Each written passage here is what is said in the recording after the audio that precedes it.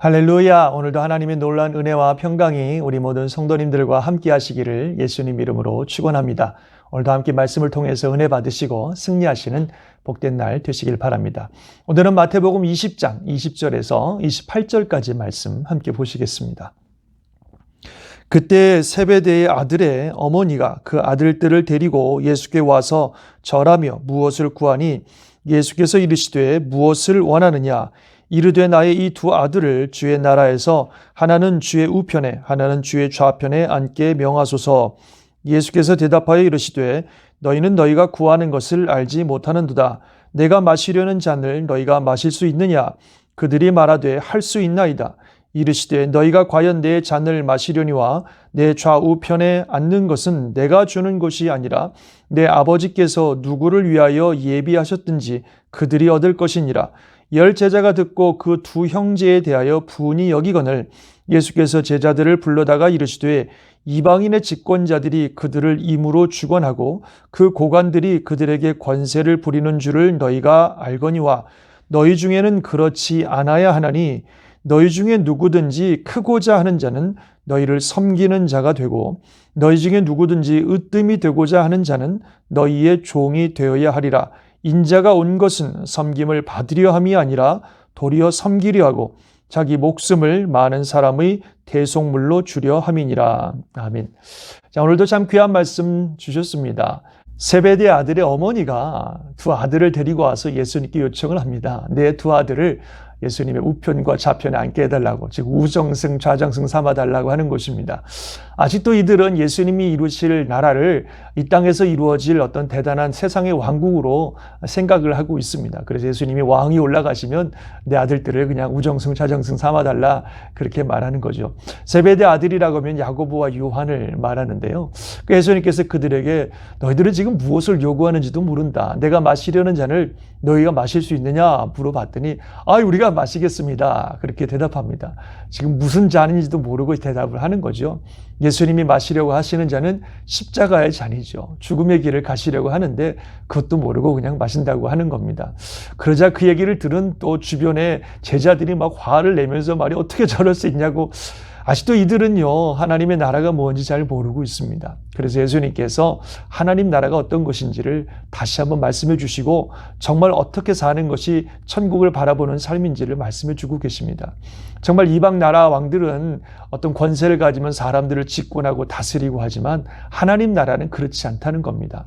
정말 으뜸이 되려면 종의 모습으로 살아야 되고 크고자 하는 자는 가장 낮은 자리에서 섬겨야 된다고 우리 주님 말씀하고 계시는 겁니다. 그러면서 예수님 자체가 하늘의 큰 권세와 영광을 가지신 왕이신 그분이 이 땅에 오신 것은 섬김을 받으러 오신 것이 아니라 섬기려 하고 더군다나 자기 목숨을 많은 사람의 대속물로 주려고 오셨다고 말씀하고 계십니다. 그 주님이 가시는 길은 바로 그렇게 자신의 삶 전체를 목숨까지 우리들을 위해서 내어주는 섬김의 길을 가시는 것이고 우리가 바로 그런 길을 따라가야 된다고 하는 것입니다. 정말 그것이 하나님 나라의 원리고 진짜 하나님 나라에서 으뜸이 되는 법입니다. 이 땅에서 섬기는 자로 종의 모습으로 살아가는 것입니다. 종이 어떤 사람입니까? 다른 사람들이 해야 할 일들을 대신 해주는 사람 아니겠습니까? 정말 더 열심히 뛰는 사람 아니겠습니까? 대접을 받는 사람이 아니라 대접해주는 사람이고 다른 사람들을 먼저 섬겨주는 사람이 종입니다. 바로 이 땅에서 우리가 그런 모습으로 살아가야 된다는 것입니다. 신앙을 갖는다는 것이 나 자신의 어떤 축복받고 내가 잘되고 내가 평안하고 나의 만족을 누리는 그런 나만을 위한 신앙생활이 결코 아니라는 것입니다. 신앙생활의 목적은 첫째는 하나님의 영광이요 둘째는 이웃사랑입니다. 근데 하나님의 영광에서 사는 길은 바로 또 이웃사랑의 모습을 통해서 드러난다는 거죠. 우리가 이웃을 사랑하고 섬김으로 그들이 주께 돌아오는 일들을 통해서 하나님이 영광 받으시는 것 아니겠습니까? 그래서 우리의 삶은 예수님처럼 철저히 섬기는 자세, 겸손한 자세로 살아가야 된다고 하는 것입니다. 아까 말씀드린 것처럼 종은요, 다른 사람의 일을 대신해 주는 사람입니다. 우리가 신앙생활 하면서 저거는 내 책임 아니고 저거는 내가 할 일 아니고 저거는 나랑 상관없어. 그냥 난 나에게 좋은 것만 할 거야. 이거는 종의 자세가 아니죠.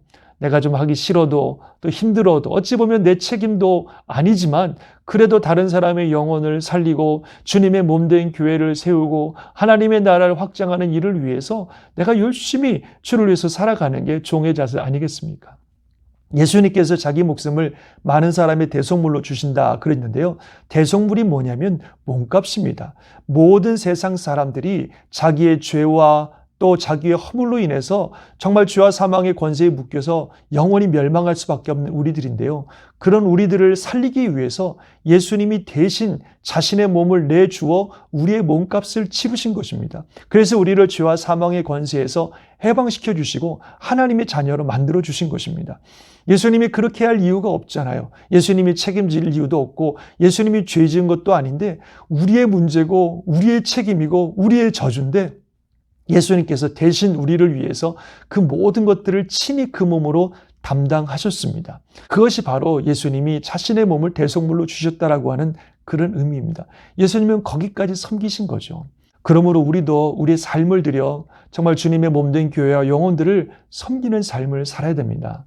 정말 주변의 영혼들을 돌아보면서 그들이 어렵고 힘들어서 할 수 없는 일들을 우리가 대신 해주는 겁니다. 그들의 영혼이 성장하도록 주님의 사랑을 받도록 하나님의 사람으로 성장하도록 잘 돌봐주는 일을 하는 것이 바로 섬김의 삶을 살아가는 그리스도인의 모습입니다.